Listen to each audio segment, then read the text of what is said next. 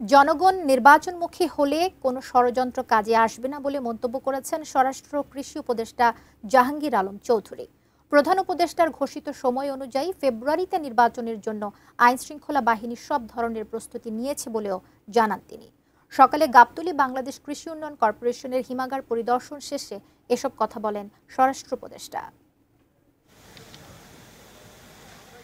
শনিবার রাজধানীর গাবতলীতে বাংলাদেশ কৃষি উন্নয়ন কর্পোরেশন বিএডিসির কেন্দ্রীয় বীজ পরীক্ষণাগার এবং সবজি বীজ প্রক্রিয়াকরণ কেন্দ্র পরিদর্শন করেন স্বরাষ্ট্র উপদেষ্টা অবসরপ্রাপ্ত লেফটেন্যান্ট জেনারেল মোহাম্মদ জাহাঙ্গীর আলম চৌধুরী।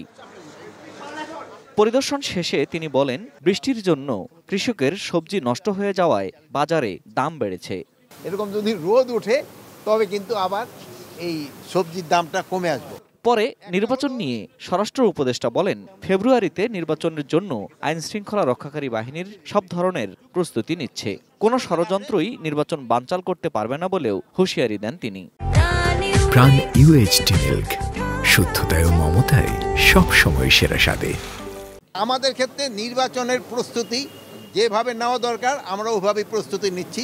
আল্লাহ দিলে ফেব্রুয়ারি মাসে নির্বাচন করতে আমাদের কোনো ধরনের অসুবিধা হবে না। জনগণ হলো ডিসিশন নেবে, মানে জনগণ যে সময় ভোটারমুখী হয়ে যাবে এবং পলিটিক্যাল পার্টিগুলোর জন্য ভোটারমুখী হয়ে যাবে, সেই সময় দেখবেন এই সব কিছু কেউ কোনো বাধা দিতে পারবে না। সীমান্ত দিয়ে অবৈধ অস্ত্র প্রবেশ বন্ধে কাজ করছে আইনশৃঙ্খলা বাহিনী। দেশের সীমান্ত আগের থেকে আরও বেশি সুরক্ষিত বলে জানান স্বরাষ্ট্র উপদেষ্টা।